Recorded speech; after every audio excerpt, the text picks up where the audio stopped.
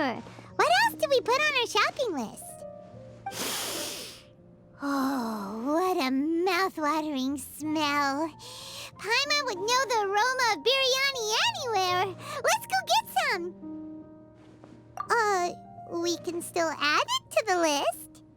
Well, if it isn't the Traveler and Paimon. Wasn't expecting to see you here. Hello there. Oh, it's been quite a while. Huh. So you two are still hanging out together. Dehya, didn't you say last time that you were gonna head back to the desert? I said I was going to resign from being her bodyguard, not that our friendship was over. We're still the best of friends. The Homayanis also still post jobs from time to time. Their pay is always generous, so me and the other mercs never pass them up. I told Dehya to just stay at our place when she took one of those jobs a few days ago. My parents were delighted. They even said that it always felt like we were missing someone whenever Dehya wasn't around. That sounds like something they would say, all right. They're always so welcoming. Anyway, the job is already taken care of, so I was gonna head back to the brigade as soon as I finished a little shopping. But the master kept insisting, and I ended up staying for another day. You can stay for as many days as you want, Dehya. Father hasn't even gotten around to treating you to his best dishes yet. You know I'm not the kind of person to stay put in one place like that, my lady. Don't worry, though. There'll always be next time. What? She said they'll treat you to the best dishes! I can't believe you can still refuse that! But wait. Didn't you say last time that you would take me on a trip to the desert? Why don't you just take me with you today, when you leave? There are so many places I still haven't visited yet. I'm sorry, my lady, but no can do. There's still a few things I need to take care of back at the brigade. Besides, the desert hasn't exactly been the most peaceful place lately. Oh, come on. Not this again. That's also what you said last time and the time before that. I know, I'm sorry. Just give me some more time, and I promise I'll plan the best trip ever for you. All right, fine. To be perfectly honest, it's not that I wanted to go, it's more like I feel like something is off about you lately. Ever since you first set foot on the estate a few days ago, you've been acting anxious and even paranoid. Have you been delaying our trip because you've run into some kind of trouble? Nah, are you kidding? You're worrying too much. Would you swear on that? Friends shouldn't lie to each other, you know. I wouldn't pry any further if you're willing to swear on what you just said. But if something really is bothering you, then just tell me. You know I'll help you however I can. Oh, looks like Dunyarzad was onto something. You're too perceptive, my lady. Seems I can't hide anything from you. I just thought that nothing good could come out of telling you about the messy happenings of mercenaries. Knowing too much only leads to more trouble. Mercenary life is a dog-eat-dog world where Mora reigns supreme. Everything operates on a completely different set of rules. That doesn't change anything about what I just said, though. We're still friends, and I can only support you if I understand what's bothering you. My lady, you're not gonna stop until you drag it out of me, are ya? All right, I'll share what I know. Let's go somewhere else first. This isn't exactly the best place for a discussion. Okay, let's talk here. Just try not to draw any extra attention. As you may already know, the Eremites have both a lot of mercenaries and a complex organizational structure. Many mercs are no different than me, just going around looking for jobs to earn some mora. My brigade is called the Blazing Beasts. We're not a large group, but every member is loyal and brave. However, not all Eremite brigades are like mine. Some are willing to cross all kinds of lines for the sake of mora. The most notorious is a faction known as Deshret's Relics. Deshret's Relics? Judging from the name, they must really look up to...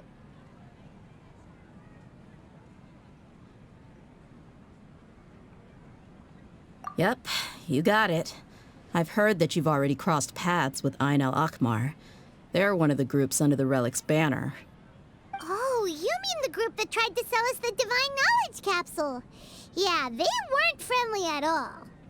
Deshret's Relics is composed of many smaller brigades like Dakan Al-Ahmar. The Relics headquarters issues orders to all brigades under his control.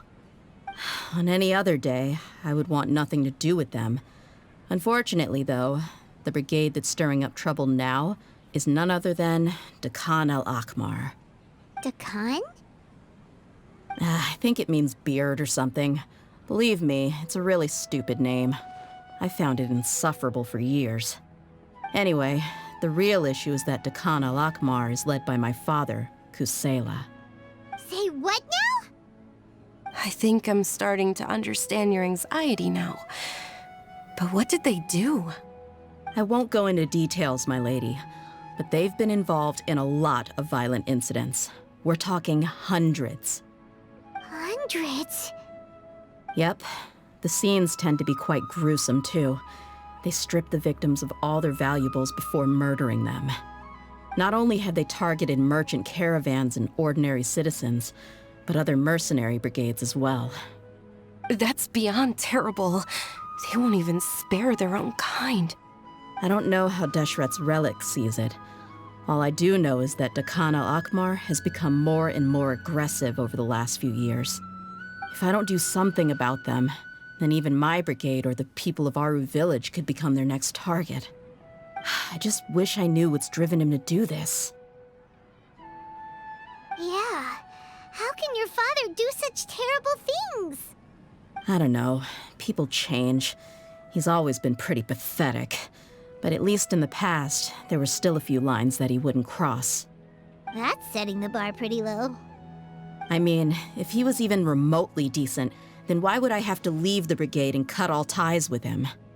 He was loud and foolish, with no real sense of purpose. Instead of doing anything useful, he spent most of his time drinking and chasing after women. Of course, the other brigade members were just like him. Their ruckus would go on night after night. Sounds like a nightmare. What about your mother? Did she ever step in to stop them? Unfortunately, I never knew my mother. I'm sorry, Dehya. I didn't know. It's all right, my lady. That's pretty common in mercenary circles. Didn't I mention that my father was chasing after women?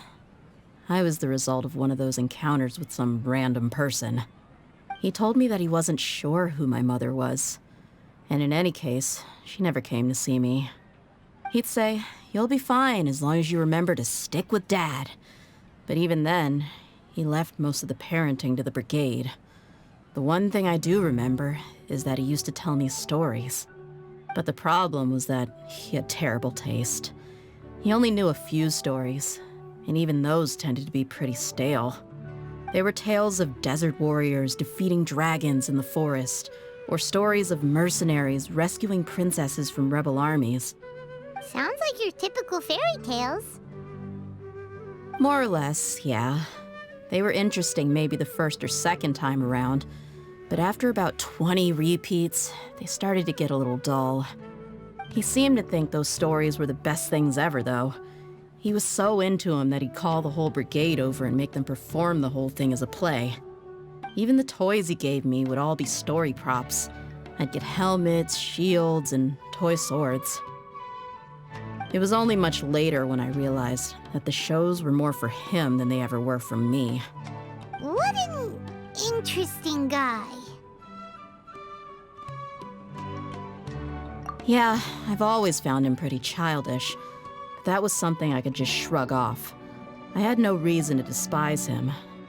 Until I grew up and learned the true face of Deshret's Relics for myself. Looting, blackmail, violence, and fraud. They not only accepted such heinous acts, they would even openly boast about them. No one in the brigade was any kind of hero. Instead, my father and his cronies were more like the bad guys that needed to be taken down. Did they really think that as long as they didn't do any of that stuff right in front of me, I would never know? I think I can understand your feelings. The difference between perception and reality must have hit hard. Yeah, but don't worry, my lady. It's all water under the bridge to me now. I had a huge argument with my father and left that place behind for good. I'm not investigating them due to any bitter feelings I still have towards my father. I just want to protect those that are close to me. Yeah, I told the boys to gather as much information as they could. Most of the reports concern violent incidents, but there's also some talk of smuggling. I see. But isn't this investigation incredibly dangerous? It is, but every mercenary lives life on the edge. It's a lifestyle that I enjoy. That may be true, but it'll be impossible for those who care about you not to worry. Well, now you get why I didn't want to share any of this with you. What should we do? They both have valid concerns. Huh? But there's no need for you to get caught up in this mess, too. Well, he's super tough, so if he went into the desert with you, then Paimon bets the problem will be solved in no time. I'm inclined to agree. I'd feel a lot more at ease if you took him along to help. I'll wait for news from you in the city until then. Please, stay safe. I'm honored that you care so much for me, my lady. All right, then let's get moving. Our first stop will be Caravan Rebot, where we can catch up a bit with my fellow mercs.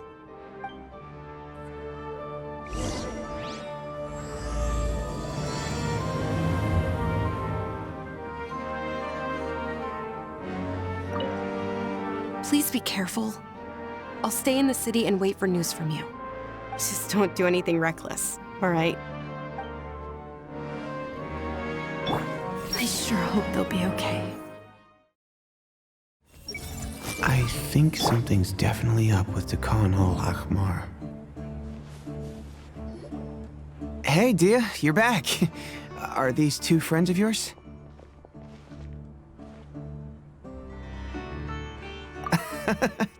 Likewise. There's no need to be so formal with us. We're a pretty casual crew. Anyway, since we've got a newcomer, let me fill you in on what Dakan Al-Ahmar's been up to lately. They've become extremely aggressive. Apparently, even their own now have become acceptable targets. They even attack other Relics brigades, just the same as any other mercenary brigade. Even the most ferocious beasts still protect their own. But it sounds like they've thrown that straight to the wind. That's right. Once they've collected enough loot off the other mercenaries, they sell it off to a different brigade, or turn to merchants on the black market. A portion of their profits is immediately exchanged for more food and weaponry to be used in their next violent operation. That's terrible! Yeah, and it really makes you wonder why they're so desperate for Mora. A few days ago, Isham and I trailed them for a while, and even disguised ourselves as merchants to conduct trade with them. We were able to learn a few things from the exchange. Rather than saying they're out to plunder and hoard Mora, it'd probably be more accurate to say that they're experiencing an internal power struggle. Wait, a power struggle? You heard me right. The vast majority of their victims are mercenaries from the other brigades of Deshret's Relics. If their only goal was Mora, they could have gone after anybody. The targeted nature of their attacks points to a power struggle between the different brigades within the Relics. That's the only plausible explanation we have. Unfortunately, we weren't able to find out anything more specific. It seems they're also trying to keep things under wraps. Oh, one last thing we discovered was that over the past few years, as Dakan Al-Ahmar became more and more active, Deshret's Relics as a whole became a lot weaker. It sounds mighty strange to me, too. Harun, you can leave the rest of the investigation to us. Gotta say, though, I didn't expect you to go on a whole undercover mission during the few days I was gone. Sounds like you were really putting your necks on the line, no? Nah, it was nothing. We're just as concerned about the situation as you are. Dakan Al-Ahmar is your father's crew, after all. What he said. Besides, Dehya, haven't you done more dangerous things than all of us combined?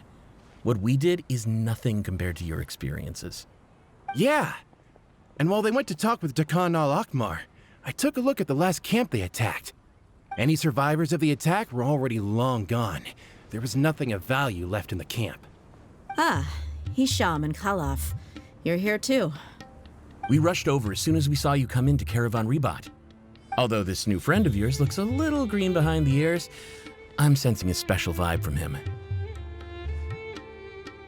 Now that we know you'll have a capable partner with you, we can also rest easy.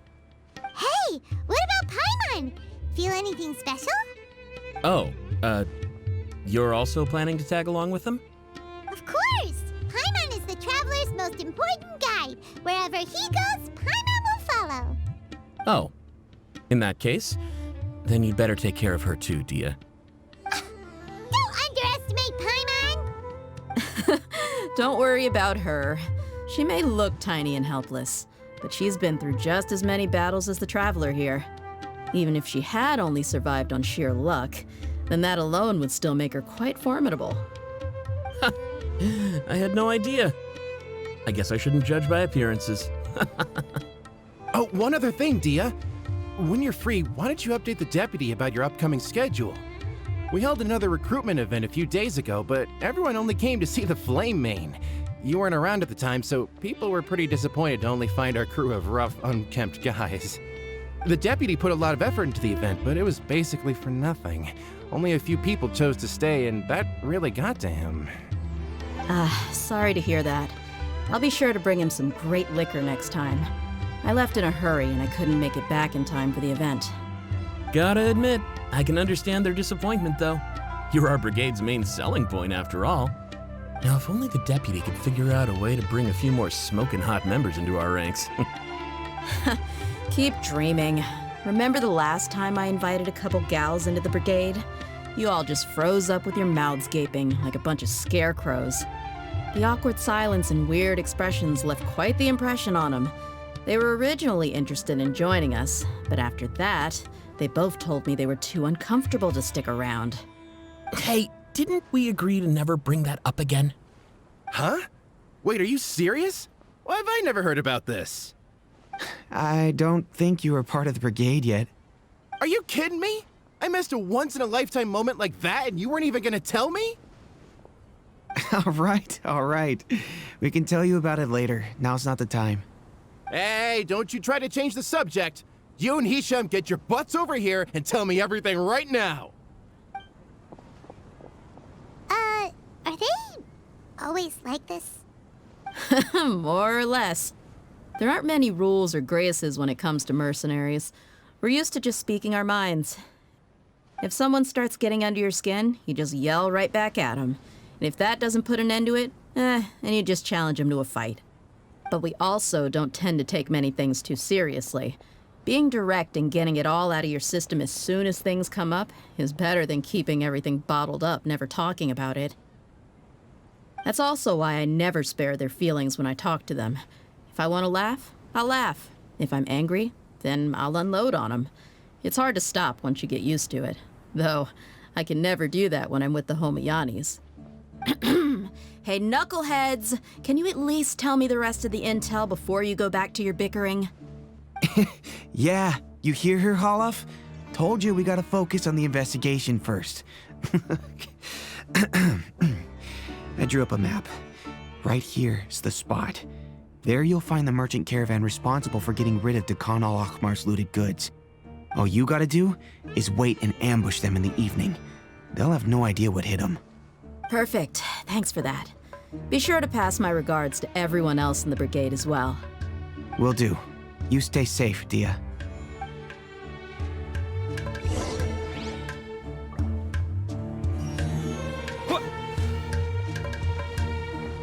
Now, like I said, the two ladies Dehya brought with her were also like super mercs. I'm talking same level as Flamemane here. Oh, you should have seen it.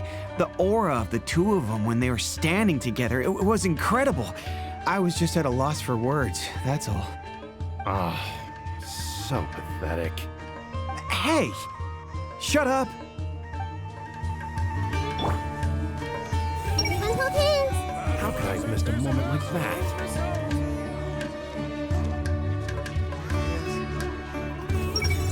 Admit it, you would have just frozen up like everyone else if you were there. Come on. You can only trash us like this because you weren't there. This should be the place. Let's find a spot to hide and bide our time.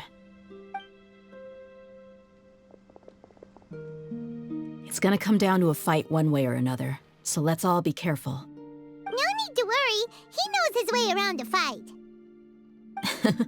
I'm not worried about that. What I meant is that we probably shouldn't go too hard on the enemy. After all, we still need to get information out of them.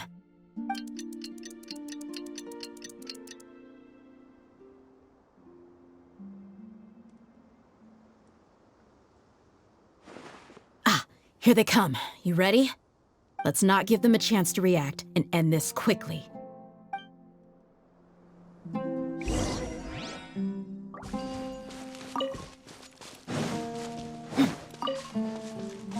That's close enough, Faith. Mercenaries, dissipate.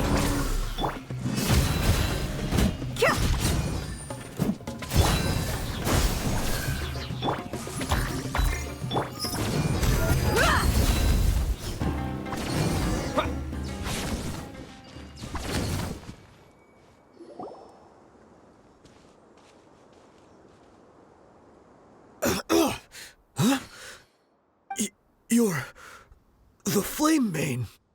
Good. That saves me an introduction. All right, time for a little talk. Are you buddies with Dakan Al-Ahmar now? Tell me, what are they after? You know the code of being a mercenary just like everyone else. The first rule is to never divulge key information about our employer. What makes you think I'd talk? Ha! That might have worked on an amateur, but I know you're just looking to protect your reputation. Think about it, though. What's your reputation worth if you won't have the other tools you need to succeed in this line of work? Tools like, I don't know, your limbs or eyes? You've got 5 seconds. You might want to think twice about how much your employer's information is worth to you. Whoa! I'm not joking around. We can do this the easy way or the painful way. 2 seconds! I'll save you the trouble.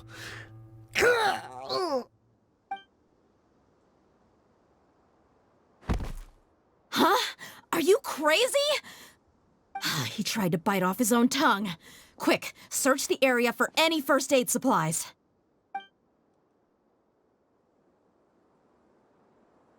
I definitely didn't expect him to go that far. Thankfully, the wound wasn't too deep, and he just passed out from the pain.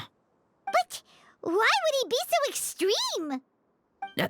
I just wanted to test his mettle. You can get a lot of mercenaries to talk just by threatening them. I didn't expect him to be willing to go through so much pain just to deny us some intel. Well, he's out cold for now. We could wait for him to wake up, but maybe it's not a good idea to interrogate him any further. What should we do? Yeah, don't worry about it. It'll be a waste of time to interrogate him again after that. He might just hurt himself again if we start asking. There are lots of goods around here. Let's search the area. Maybe we'll be able to find something. I'm really sorry.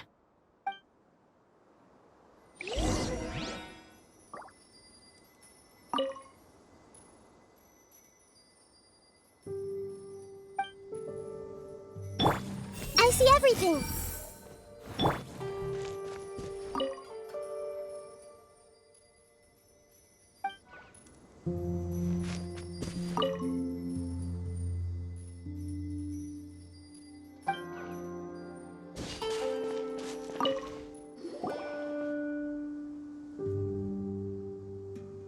We found a piece of paper with a bunch of names on it. Maybe it's a record of something. Let me take a look. If this really is a merchant caravan, they should have a record of their transactions. Yep. I see an entry for Dakan Al-Ahmar right here. Kusayla, Idrisi, Bashar, and Takriti.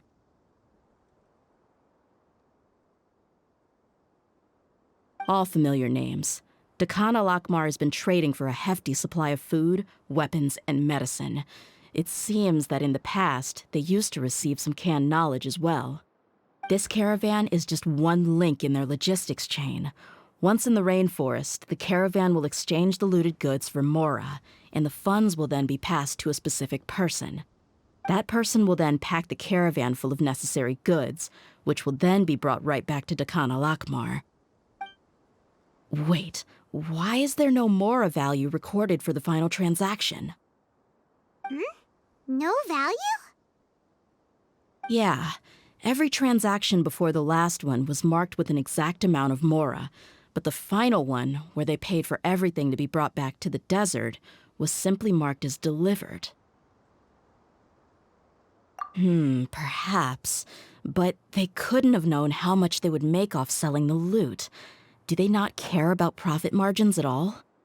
Anyway, the next part's the records of the goods themselves. There are a lot of entries. Everything was probably sourced from the rainforest. Huh? What's wrong? Shahzaman Homayani? Homayani?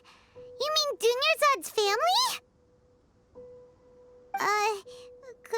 Could it just be another family with the same last name? I'd be surprised to find someone with the exact same first and last name. Shahzaman Homayani is Dunyarzad's father, and the head of the Homayani family. Just what the heck is going on here? I'm sorry, you're right. I'll consider what we found and not jump to conclusions just yet. But what this piece of paper confirms is that the Homayani family has been providing goods to Dakan Al-Ahmar.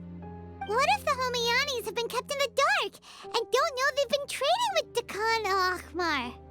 That's a possibility, but if that was the case, why is this caravan specifically named Shahzaman as their person of contact? They could have just as easily bought goods such as food and medicine directly from Caravan Ribat or Port Ormos. Yeah, funding violence and looting. The brigade gets the goods, and he is paid the proceeds from the sale of the loot. But why would he do something like this? It's not like the Homayanis are in need of money. I honestly have no idea. I've been to their estate many times, and I've never noticed anything suspicious. The only potentially large expenditure I could think of would be the treatment costs for Dunyarzad's Elazar. Maybe they borrowed a lot of Mora in the past? But that's still just a speculation. I don't think the master would stoop so low to make Mora. You're probably right. I know my lady's personality, and she wouldn't deliberately keep something like this from us. But what should we do now? All we found is just another mystery.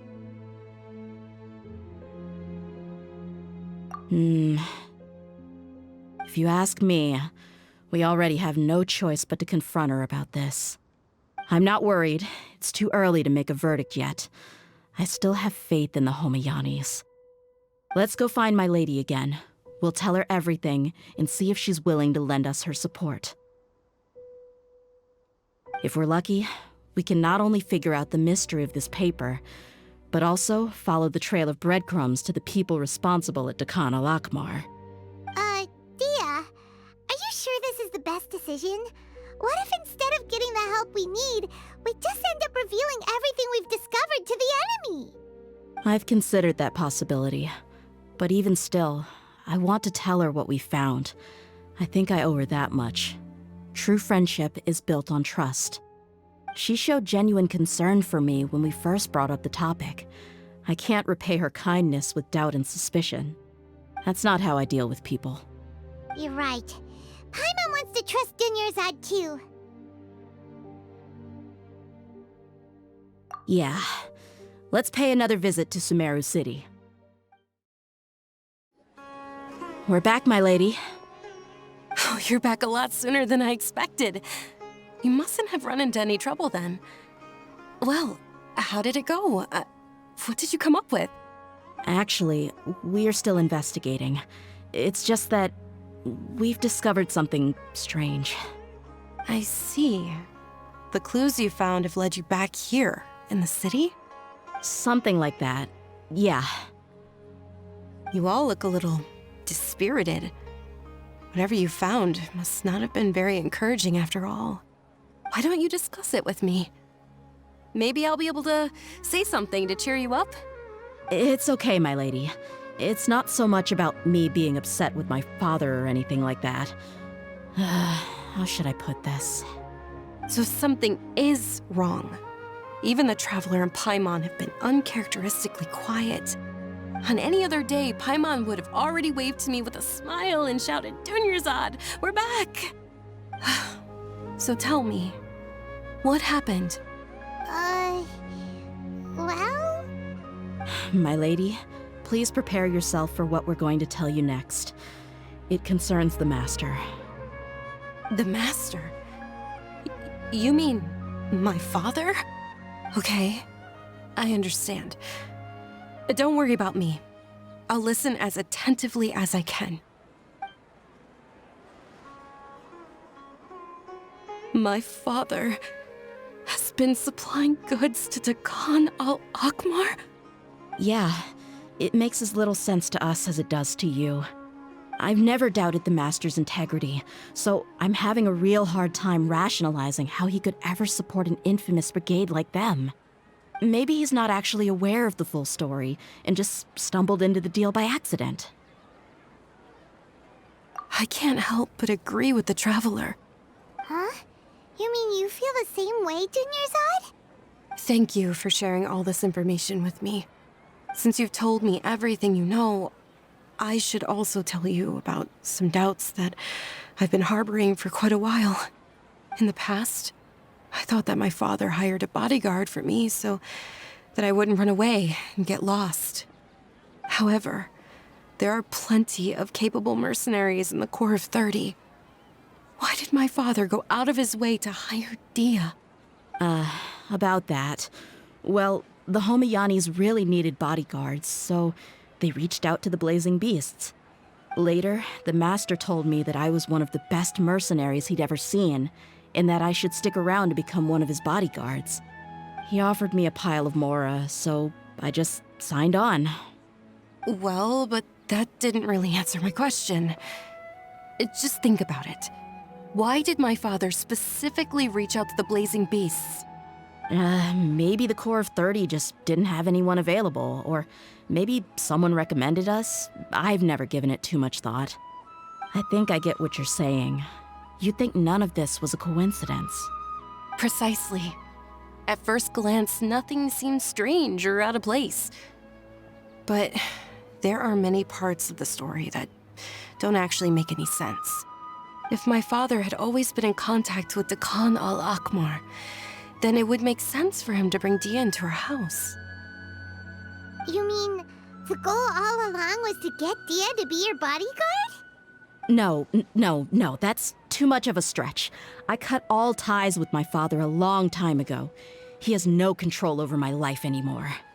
But that still doesn't rule out the possibility that your father has still been trying to influence your life without you knowing.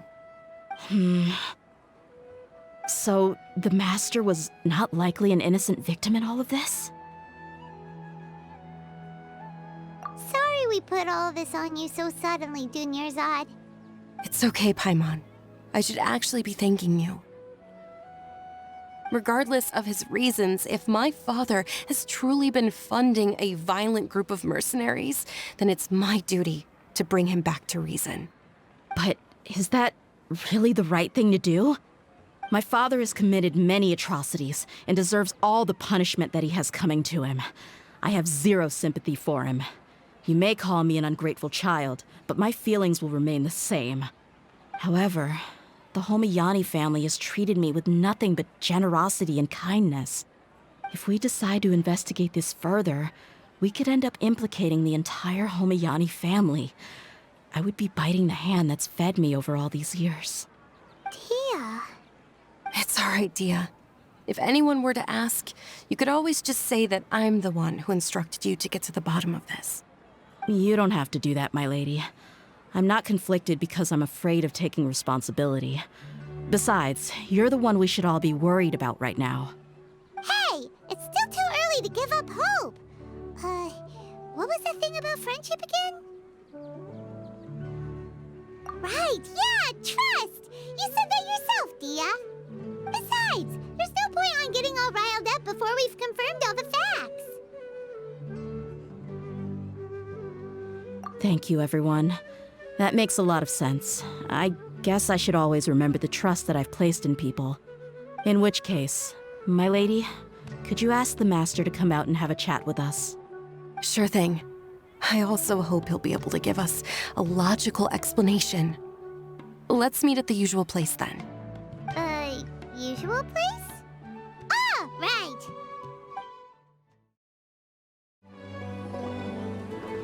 Thank you for coming, sir. Please allow me to introduce these two. This is the Traveler, and next to him is his travel companion, Paimon. Ah, yes, my daughter has mentioned them from time to time. It's a privilege to finally meet them in person. But we may skip all the pleasantries for now. What is the important matter you wish to discuss with me today? Well, we wanted to bring this transaction record to your attention. There's something on this record that we're all pretty curious about. So, that's what you found? Huh. Seems like I can't keep everything from you much longer. If you wouldn't mind, we'd like an explanation. Well, it's a long and difficult story. And to be perfectly honest, I'm not sure if I'm doing the right thing. What I do know, though, Dehya, is that the truth will bring you no solace. If anything, it will likely cause you a great amount of anguish. Wait, me? Yes, I understand perfectly why you came to see me. And I am touched by your collective commitment to do the right thing. But knowledge always comes at a price. And sometimes, as they say, ignorance is bliss. Your father, Kusayla, and I both believed that. Of course, you have the right to seek and learn the truth, but I must warn you. The facts of this matter may reduce everything you've built for yourself into sand, blowing in the wind. If you must proceed, then Kusayla's heartfelt efforts will also fade into the wind like a fleeting mirage. His heartfelt efforts? I'm sorry, sir, but I'm not sure I follow. I've made it this far in life without a single drop of my father's support. I have my own ideals and ways of looking at the world, as well as people and causes that I've chosen to cherish and fight for. None of these things have anything to do with him. I came here today to support you as the head of the Homayani family. No warning will change my stance on that. I understand. Then let me tell you a little story. Our family once needed to take a trip to the desert when Dunyarzad was just a baby. Along the way, we were attacked by bandits. They had superior numbers and quickly overpowered our bodyguards. When all seemed lost, a group of passerby Eremites lent us their support. Those Eremites were Kusayla's brigade, Dakan Al-Ahmar. Kusayla's men told me that the attackers were Eremite mercenaries, just like themselves. I was shocked. Why would Dakan Al-Ahmar go so far to save us and not spare the fellow Eremites? Kusayla was grinning and walked over to play with baby Dunyarzad. She was startled by his unfamiliar face and nearly started crying. Really? I never knew. He said that he had no particular reason to help us. He just took pity on us because he had a daughter about the same age. We started talking about our children, and I sensed that he was a devoted father. To repay his kindness, I hired his brigade to help out at our estate for a time, and offered everyone generous remuneration. So, that's what happened. It was many years before I saw him again. I almost didn't recognize him the next time he came knocking on my door. The man I knew to be strong and healthy had been reduced to a shell of himself. He couldn't even walk anymore without his cane. So, what happened to him? He was perfectly fine when I left the brigade. I'm not too sure myself. The only thing that didn't change was his cheery disposition. He said there was absolutely nothing to worry about and that he had gotten into a fight. That was all. He then suddenly asked me if Dunyarzad, now that she had grown, would need a bodyguard of her own. At the time, Dunyarzad was going through a particularly severe bout of her Elazar. There was no need for her to have a bodyguard when she could barely leave the house. But he kept coming back to the topic. Come on, it never hurts to be safe. How do you know a bodyguard won't come in handy one day?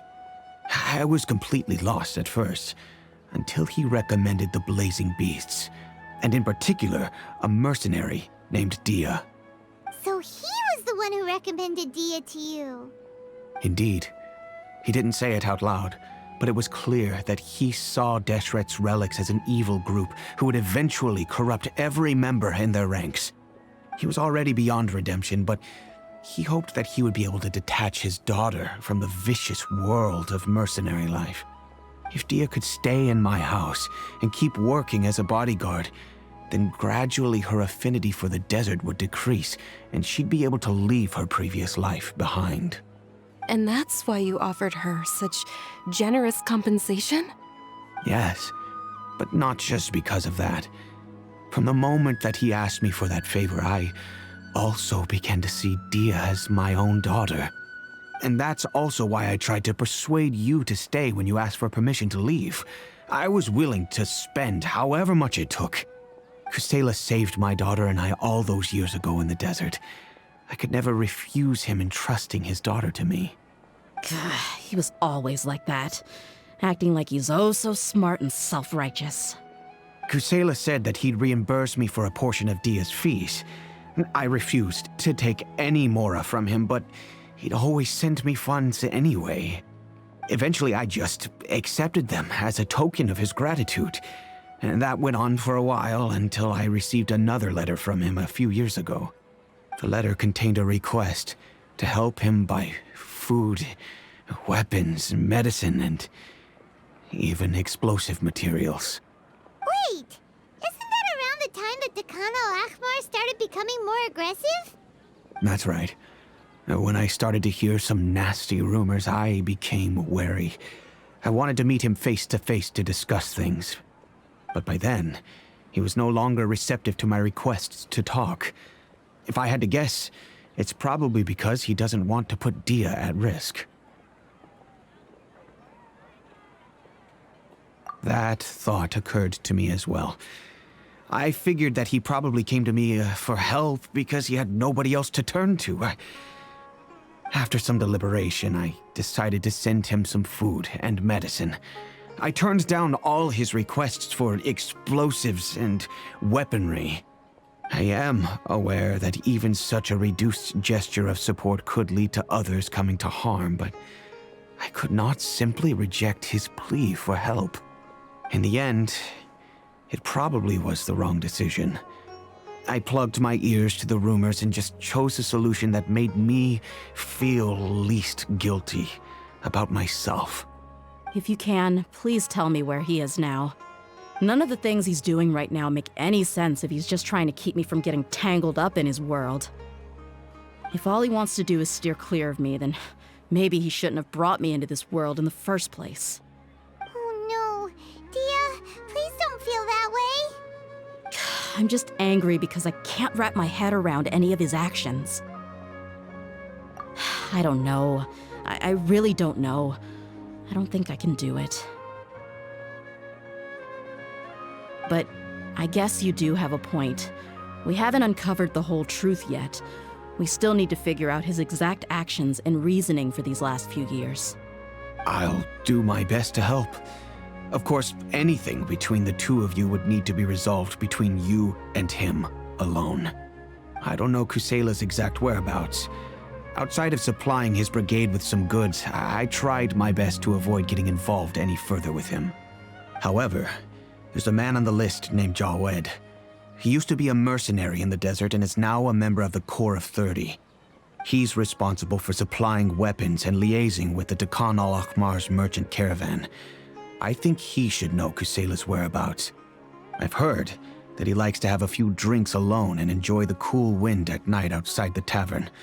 Maybe you'll be able to find him there. Understood. Thank you, sir. Then I guess this is bye for now, unless... I'll stay and be with my father here. To be honest, I'm still a little dazed and haven't finished processing everything quite yet. My father has indeed done something wrong, but if I think about it, I'm also not sure if there was a right way to handle this problem. I feel like our only course of action is to turn everything we know over to the Core of 30 and let them render judgment. Yes. I am prepared to accept whatever verdict they choose. It's time to face my mistakes. That's the good stuff. Nothing tastes better. Huh? Who are you guys? I know what you've been up to. Smuggling weapons to violent brigades in the desert while working for the Corps? Pretty bold, if you ask me.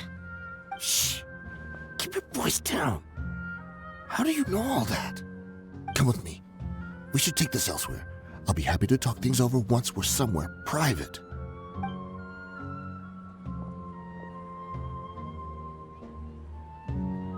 This place should do. All right. Back to my question. How did you all know about me? Don't worry about that for now. You know what kind of punishment you'll face once we report you to the Corps, I assume. Wait. There's no need to jump the gun. Let's talk this out. What are your terms?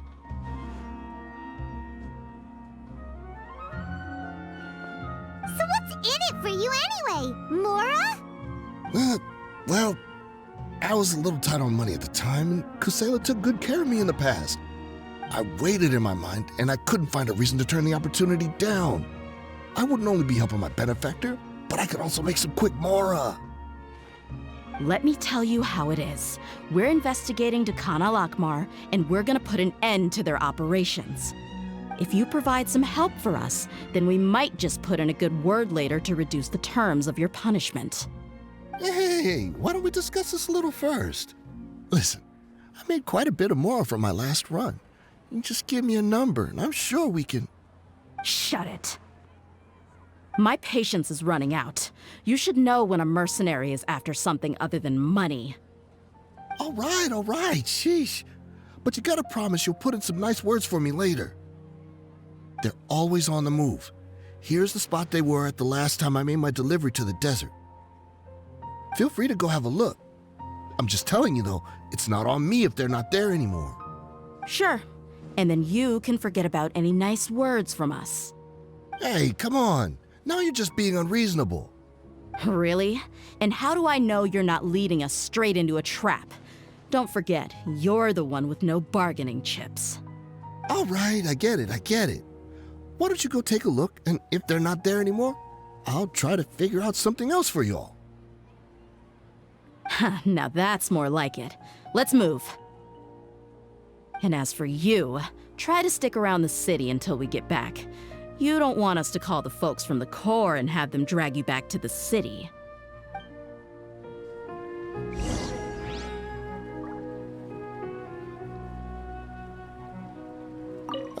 Don't worry. I'm not going anywhere. Just my luck. How did I get caught by her of all people?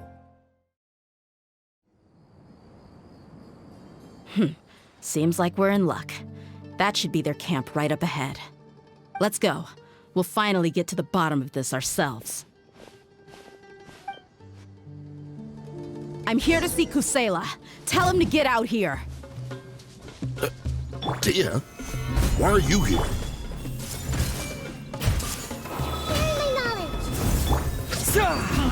Our bond is strong. Look alive.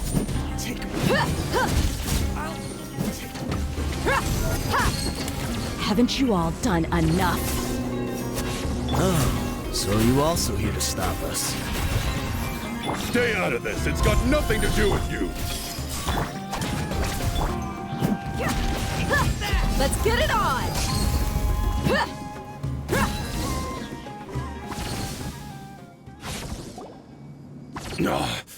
She's so strong. Enough fighting. We all know each other, and I don't want to take things too far. Just bring Kusayla to me. There's no use hiding him anymore. Did you understand a single word I just said? Or do I need to bash your skull in some more? All right, everyone, let's all just calm down for a second. Dehya, the boss can't come out and see you anymore. He died a long time ago. What? Seems like you've been out of the loop for a while. Guess that's for the best, though. At least, that's what the old man wanted. When did he die? What happened to him? A few years ago, Kusayla broke up Dakan Al-Ahmar and went to the Deshret's Relics headquarters by himself. So is that when you guys started acting up? We would prefer to call it taking revenge. Every last person in Deshret's Relics must pay in blood for what they did. Let me start from the beginning. Dehya, do you know how the head of the Relics maintained order internally? Overwhelming strength and unquestionable authority? Those were a part of it, yes. But just those on their own weren't enough. They had another tool at their disposal. They called it a person's record. Regardless of whether they joined by their own will or were coerced, every person in Deshret's Relics were forced to leave a record of themselves at headquarters. Whether it be their deepest sin, some unforgivable act, or their most immoral exploit, the record served both as a symbol of loyalty and the perfect material for blackmail. That's precisely it. Every one of us have a record. Me, Bashar, Tikriti, and all the boys who grew up with Dehya and ended up joining our ranks. But you, Dehya, you were never asked to provide a record, were you? I never even knew this was a requirement. You were probably the only person in all of Deshret's Relics who didn't know about it. Ever since you were born, Boss had been trying to shield you from this organization's sinister rules. Not only that, but he also banned all of us from committing any nefarious acts. He said he'd take care of the dues we had to pay regularly to headquarters. But in the end, he was just an ordinary person. What could he do? He was forced to go to headquarters again and again to account for missed dues and incomplete records. He'd come up with all kinds of excuses and get beaten up as a result. We all knew he was doing that for you. He wanted to get you out of this world, no matter what it took. And that's why he became a shell of himself and couldn't walk without a cane. Wait, but that doesn't make any sense. I didn't know about any of this, and I'd never seen him get injured or beaten. Because you were too young at the time. How would you ever tell between wounds from a beating and wounds from battle? When you left home after that final argument with him, he seemed to age by a decade overnight. Even his hair went gray. So even the blazing beasts were... Yep. It was all his doing. Had he not arranged them to come to you, you probably would have been reduced to a pulp before you ever left the desert. A few years ago, Boss said he needed to make another trip to headquarters. He was already pretty weak then, and we all assumed he was going to get beaten again. I suggested that he hand the role of leadership over to me, but he said there was no longer any need, since Dakan Al-Ahmar would soon be no more. His words made no sense to me, but that night, we heard that a massive fire tore through headquarters and razed everyone's records to ash. Everyone gained their freedom that night. Many members fled, not just from our ranks, but from the other brigades as well. But how could we leave with a clear conscience? All of us who knew exactly what had happened. The boss can't have just died for nothing. Those heartless jerks at headquarters took him from us. From that point on, the sole purpose of Dakan Al-Ahmar became revenge. The big fire that Boss started was quite a blow to headquarters' strength. It's given us the opportunity to launch our attack. Even though we're outnumbered, we vowed to see our revenge through to the very end. There were people from headquarters who changed their names and went into hiding. Some fled to other brigades, and others escaped to the rainforest. But we won't let any of them escape our wrath. They'll all pay for what they've done. We've suffered plenty of losses as well. To keep going, We need an enormous amount of supplies, from food and medicine to weaponry and explosives. All we can do is exchange our loot from Mora, and then use that to get supplies. We forged Boss's handwriting and sent out many letters to his former friends. Thankfully, many people were willing to come to our aid. We were also able to attract many mercenaries who shared our goal. We've endured unspeakable pain to win many impossible battles. Deshret's relics have become weaker and weaker, and now we finally have an opportunity to directly strike their headquarters. Paimon doesn't know what to say anymore.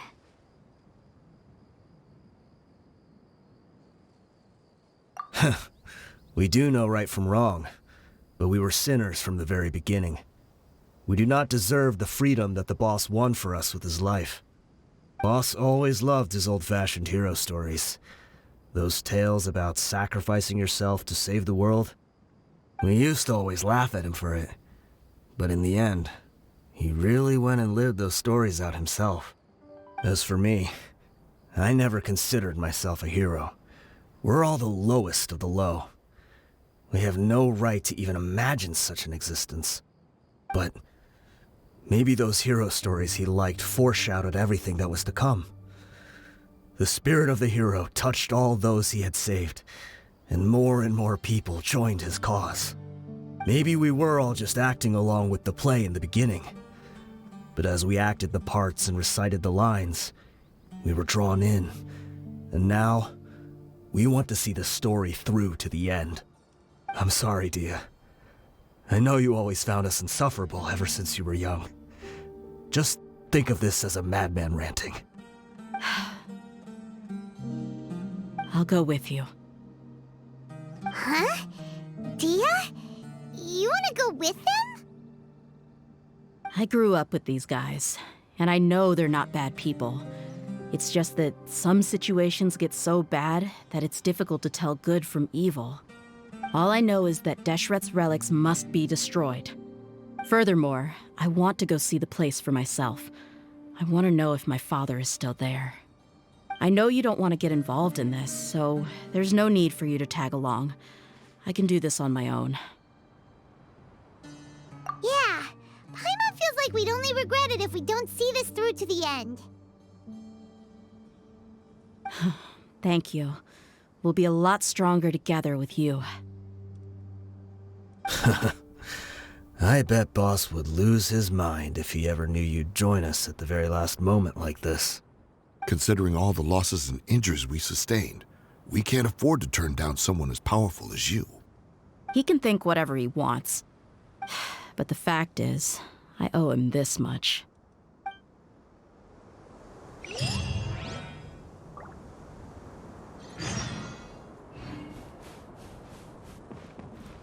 I guess it all comes down to this. What a bummer. I just had to get injured now, right before the final fight. Be sure to punch one of them for me, huh? Hey! I guess it all comes down to this. Oh, my son.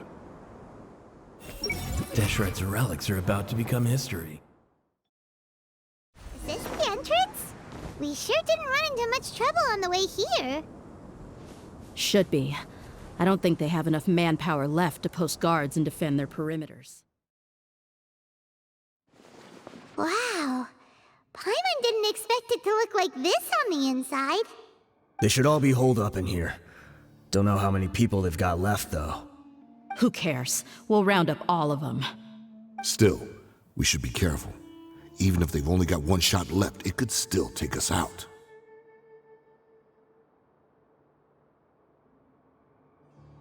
Yeah, we'll know what they're really capable of once we've landed some hits on them. Deshret's relics may have been a force to be reckoned with before, but their name means nothing now.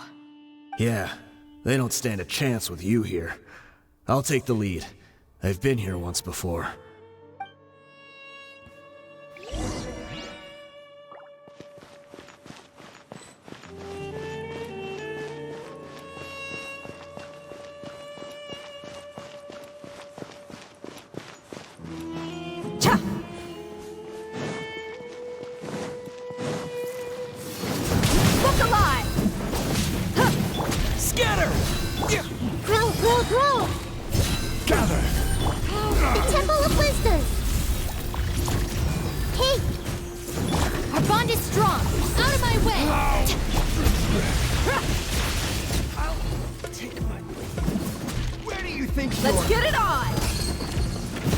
I'll be back. Following orders. Spring forth!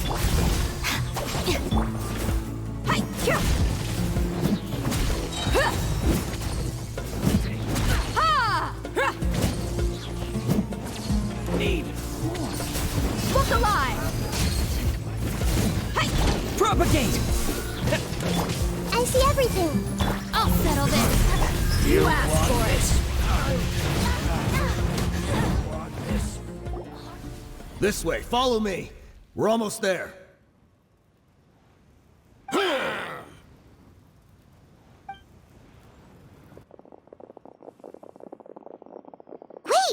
They went charging ahead without checking for any traps.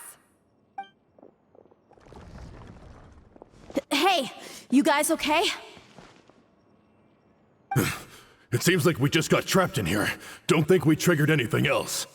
Watch out, the enemy's coming from ahead. Well, now that things have come to this, seems we'll have to fight our way through. Don't worry about us. We knew something like this could happen. Go and take a look around. There could still be another way through. Let's go! We can't let the boss down! Let's check if there's another way. The sooner we can make it through to help them, the better. Let's see. I think I see a way through over there, but it's being blocked by something. Let's try our luck with that mechanism. Okay, let's go!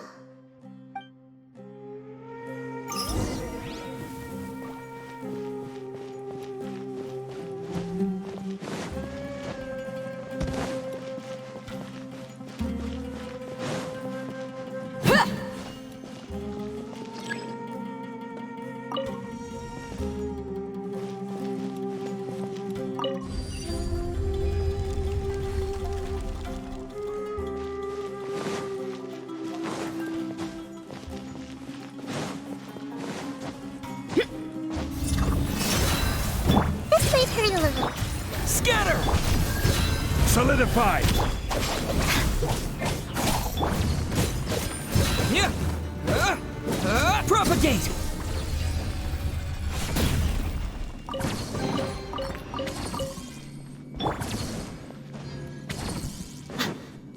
Another mechanism like the one before, but this one's being blocked off in the middle. We just need to adjust it a little.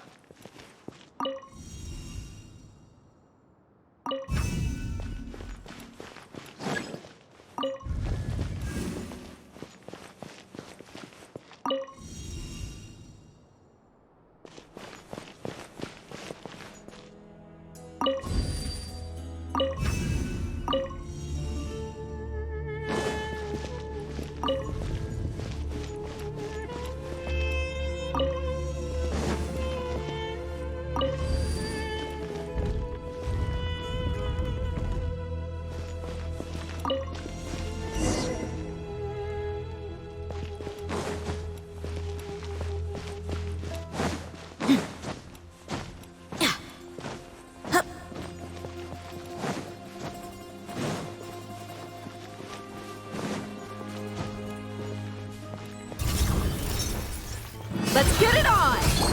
Everyone hold hands. Gather!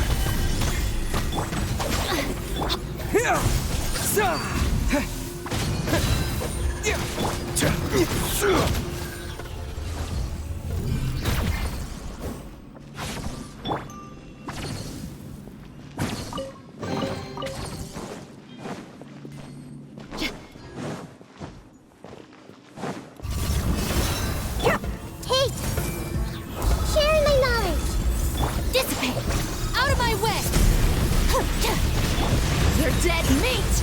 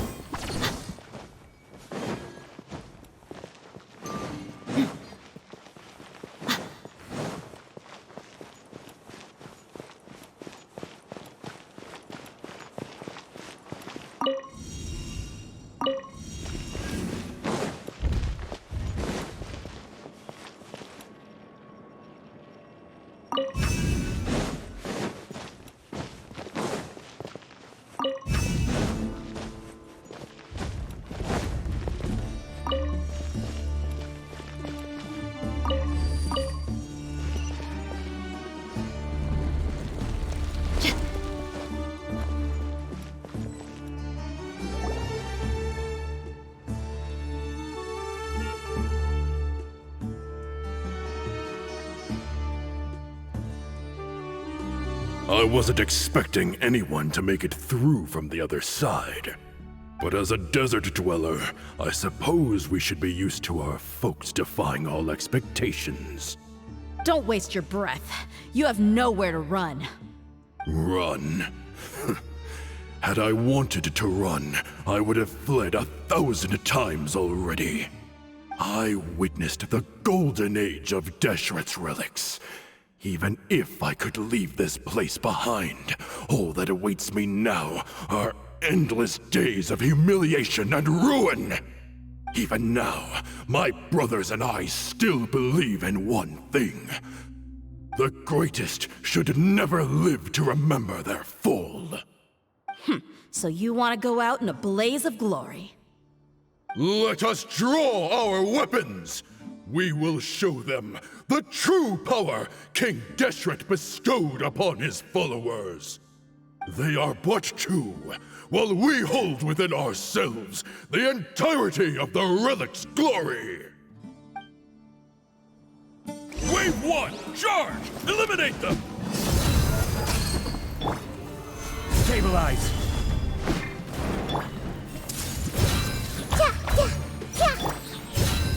Germinate! Our bond is strong. Gloves off! Don't think that you've won. We're just getting started.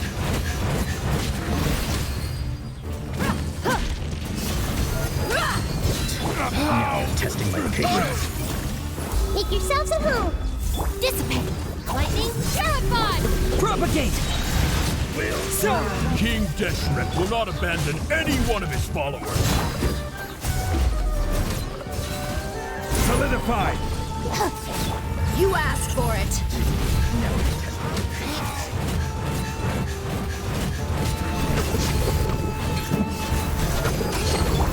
Grow. Committed. Brothers! With me, this is where we prove our faith. Do you all just want to die?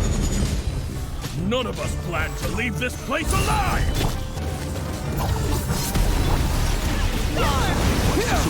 Germinate! Grow. Let's get it on!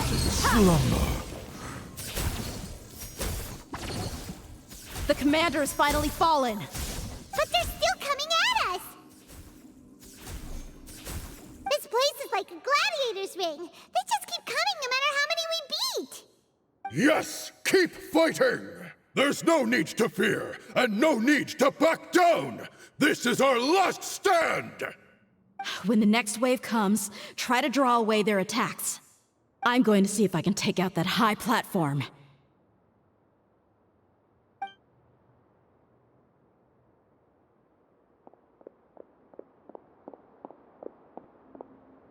Get out of my way!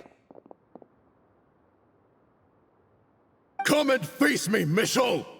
Ugh, so they've broken through the front as well. Apologies, Lord Michal. They fight like absolute madmen. No matter how much we throw at them, they just keep coming for more.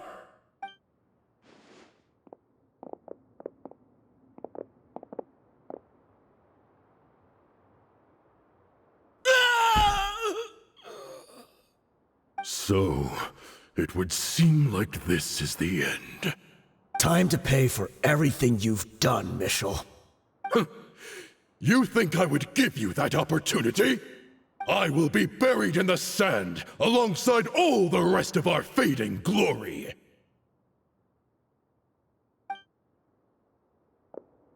Hey, wait!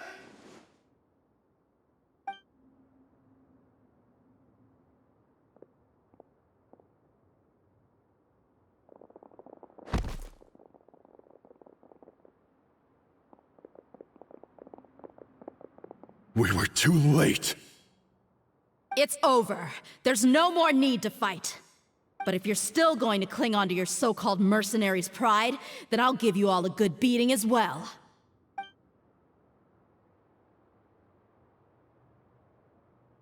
Hey, Dehya! I found the mechanism. I'll get you all back up here right away. Let's go.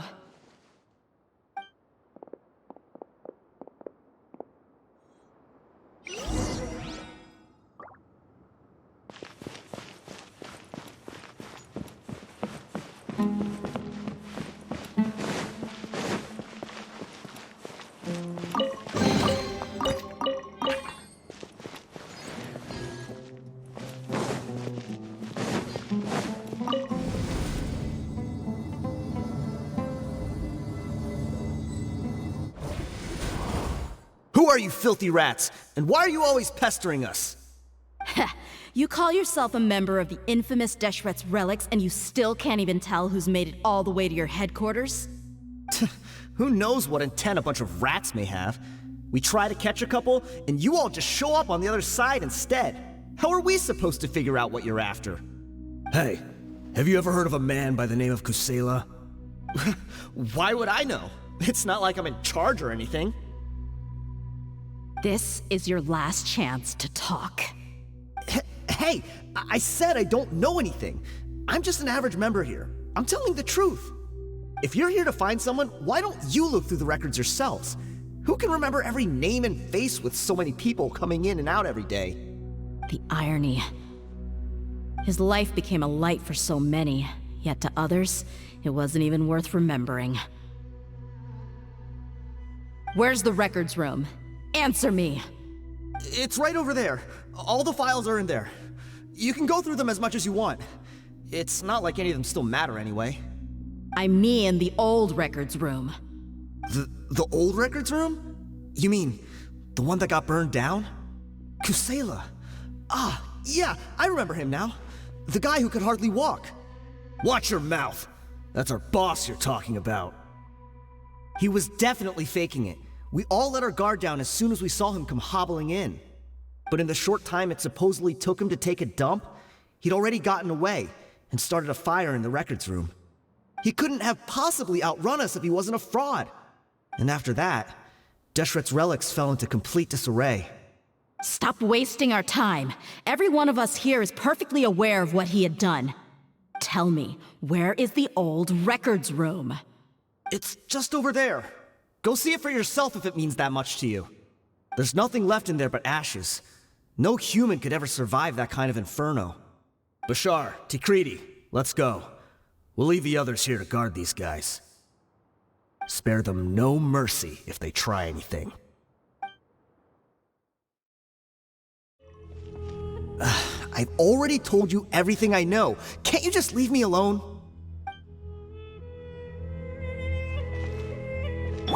I see everything. Crazy. Every last one of them.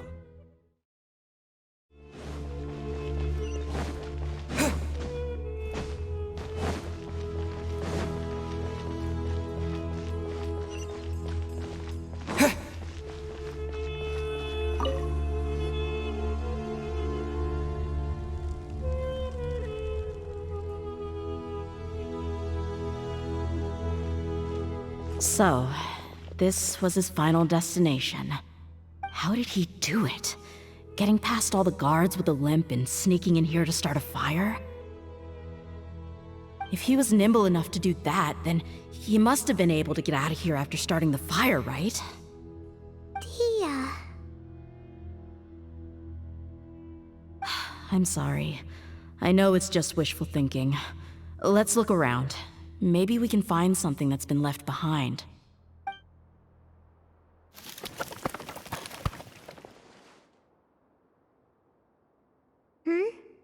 Is this a cane?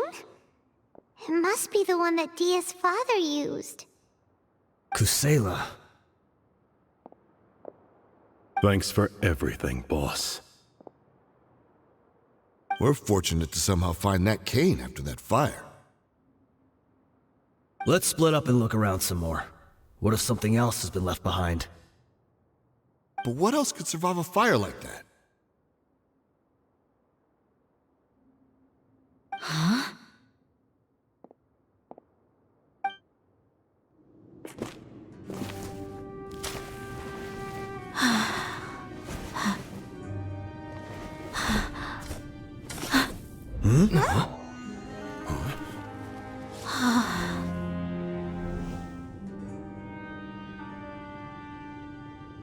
Patso. Wait! Isn't that the toy sword you played with as a child?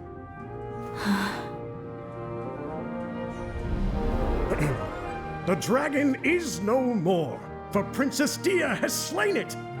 Its head now hangs above the city gates. Her bravery has brought eternal peace and prosperity to us all. Dehya, come on. This is the most important line.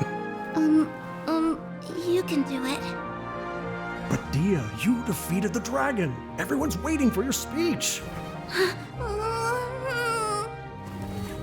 Still too shy, huh? All right, I'll do it.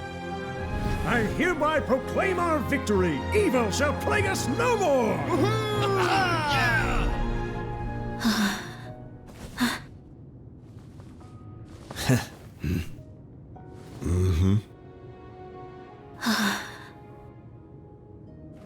I hereby proclaim our victory. Evil shall plague us no more, Dad.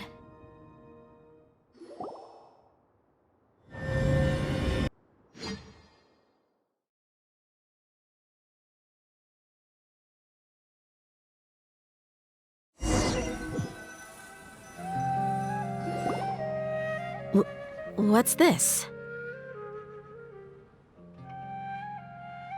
Don't you remember?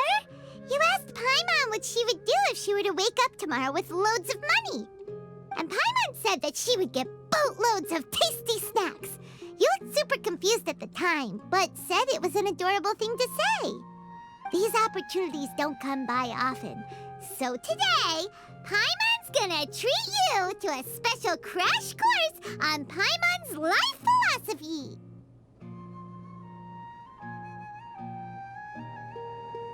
Hey, this way you get something from the both of us for the price of one. Anyway, the point is that you should eat to your heart's content. You'll feel better for sure once you've gotten something in your tummy. Dunyarzad will also be here shortly. She's already heard that we're back. Aw, thanks, you two. Honestly, this is very unlike me. I just had a lot on my mind on our way back, so I didn't know what to say. My chest was filled with all kinds of intense emotions. They just shook me even more than all the feelings we've shared during our previous adventures. But when everything came to an end, those emotions also vanished without a trace, and I was left feeling more empty than ever before. It was as if I'd lost the thing that was most important to me. Yeah, you're right. To many mercenaries, Mora is the most important thing in the world. But perhaps to us, it's the most worthless thing of all. Idrisi and the others all used to say that they would quit if there was no Mora to be had. But when it came to avenging my father, there was no Mora to be made anywhere. My reality shattered when I found out that the father who always told me hero stories was in fact a bad guy. But look at me now. Am I any different? Despite all my promises about never forgiving him and never trying to understand him, I still went to such lengths to find out the truth, and nearly even shed tears for his sake. We're hypocrites, all of us.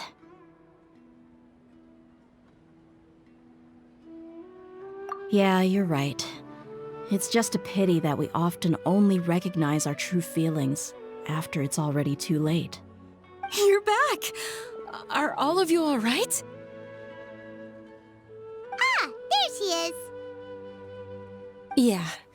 Many people from the Corps of 30 came over, and I just wrapped up everything with my dad. All I can do now is wait for their verdict. Huh? Dehya, you're looking quite down again. Paimon will explain. A lot happened while we were gone.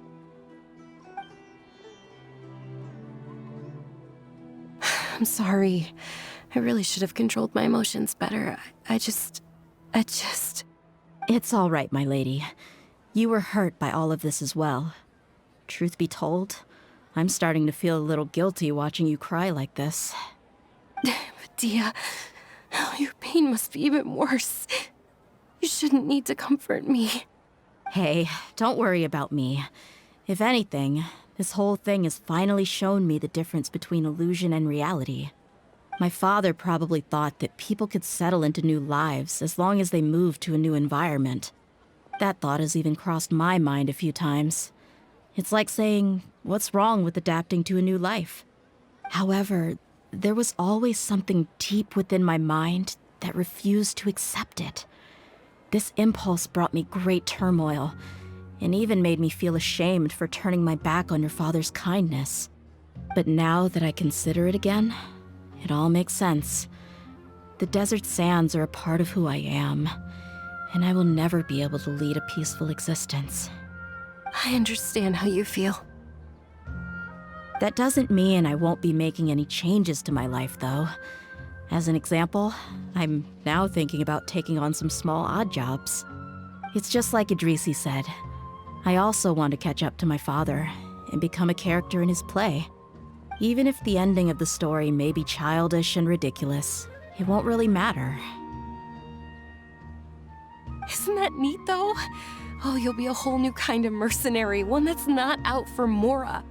Why don't we go for a change of scenery once we finish eating? What about stopping by the Grand Bazaar again? Right. You said you wanted to get a rug for your family. We'll come along too.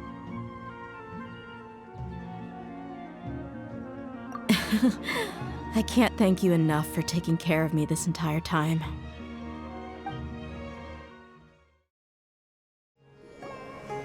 Oh, this rug here is quite something. The craftsmanship is exquisite, and the fabric is also of high quality. Ah, here you are. Finally, I found you. Hey! Aren't you that mercenary who bit his tongue? You can still talk? Wait, are you here to take revenge on us? What are you talking about? Do I look like I could take you all in a fight? I just came here to give you something. I'll be on my way to give myself up to the Corps after this. Once I woke up, I hurried to Dakan Al-Ahmar's camp, hoping to alert them to your presence. But when I got there, I found no one except the members who were still too injured to move. Ah, so you probably got there after us. Yeah, they told me that they had exacted their revenge, and everyone had turned themselves in to the authorities. Even that last camp was not going to last for much longer. I had joined the cause to repay an old favor from Kusayla. Now that everyone's already turned themselves in, I might as well do the same. One of the injured members gave this box to me, and told me that it contained some of the old man's last possessions. Everything left in the camp will get confiscated, so I figured I should get this to you before the Corps could get their hands on it. Thank you. No worries. We are all just living our own truths. There's no need to comment or judge anyone for it. So this box contains everything that Dia's father left behind. Huh. It feels lighter than expected. Well, back in the day, the first thing he did with any Mora was spend it on things like drinks and meat. But let's see what's inside. What's this? It's just a bunch of junk. It kinda stinks. Perhaps it's just been left unopened for too long. A handwritten copy of a storybook. The paper's already yellowed, and it looks like it's about to fall apart. It was against the Academia's rules to possess books for personal use. If he was going to break that rule, he could have at least copied something useful. That probably means this was really important to him. And here are a few bags of children's snacks. The packaging's completely deteriorated. Maybe that's where the smell was coming from. Did he get those for you? Yeah, but here's the thing, though. Even when I was a child, I was never a fan of these kinds of snacks. He'd always say that he got them for me, but in the end, he always ate more than I ever did. Who even leaves snacks in a box like this anyway? Isn't that just common sense? Forget it. Let me see what else is in here. A razor, some buttons, some round iron tiles, a wooden toy puppet, a wool scarf, which from the looks of it probably belonged to a woman, and a hair clip? Why are these things here? I'm suddenly feeling a little scared. I'm sorry, my lady, but this is just the kind of man he was. He probably saw this box as some kind of personal trash heap and dumped any and everything in there. 2 empty liquor bottles. Tell me, you guys, are these the kinds of things that a normal person would leave behind? Huh? There's something in the bottle! Oh, you're right. All right, I got it out. It seems to be a piece of paper with some writing on it. The bottom part's all damaged from moisture, though. Let's hope the writing didn't smudge. I was suddenly seized with an urge to write a letter after finishing this bottle. I just folded it up and left it in the bottle, though. If I end up forgetting about it, it won't really matter. To Dehya. It's a letter for me? It's all right. I'll just read it out. If he went to the trouble of writing a letter, there must have been some important things that he wanted to say. Or at least record down. My condition's becoming worse and worse. Can't even walk without a cane anymore, much less go out and have fun. Guess I don't have many days left. If you're reading this letter, then I suppose I'm already long gone. You were adorable as a baby. Everyone loved you. And regardless of whether you were crying or laughing, everyone enjoyed having you in the group. But once you grew a bit older, you were no longer nearly as happy or cute. It's probably Idrisi's fault. He was never up to any good. Can you believe this guy? He can point the finger at himself. Anyway, back to the point. To summarize, I'm writing this so you would know not to feel sad for me, even if you end up finding out the truth. The reason being that I was never your father to begin with. Wait, what? Surely, he must be joking, right? I don't know. I was quite formidable when I was young, and 100 times cooler than some so-called flame main. Really felt like the whole world was under my feet. With just a teeny tiny bit of effort, I felt I could rule over the entire desert. But as fate would have it, I went out into the desert for a drink one day and discovered a baby in the sands. It was you. You were just lying there, small and helpless. You were so tiny that if the wind blew for just a little while longer, you would have been buried forever. But your cries were so loud they made my head hurt. Now that I think of it, you really were a bundle of energy. Sounds like he's serious. I told Idrisi and the others that I had slipped up with a woman while out and about. None of them even doubted me. I'm sorry that I had to lie to them for so long, but I really had no other choice. I was their most esteemed leader, after all. It's not like I could just tell them that I suddenly wanted to play at being a father. At this rate, I'll puke up all the liquor I just drank from this bottle. Anyway, Dehya, you possess the kind of freedom and kindness that we could only dream of. As far as how you should live your life, that'll be up to you to decide. That's the end of the letter. In the end, he was still thinking of me as a little child. I suppose, or I would have suffocated under the sand a long time ago. He was a good father to you. The fact that he wasn't a blood relative doesn't change that. Yeah. It's just a pity that we had to learn the truth of everything like this. Do you already have some ideas about the decision that he wanted you to make? I do. If he first found me alone in the sands, then I want to try my hand at finding the person who abandoned me. I just have one wish. To tell them a story. That there once existed a childish and foolish jerk with a heart of gold. And that only under his care was I able to grow and mature into the person I am today. If you end up finding any leads, can you share them with us? We go on on adventures all the time. Maybe we'll be able to find some information for you. Sure, I appreciate it. I wasn't expecting you to be so enthusiastic. I'll help too. Thank you. All of you. Thank you so much. My life has certainly had its twists and turns, but I've always considered myself lucky. Because no matter where I've gone, I've always been surrounded by incredible kindness.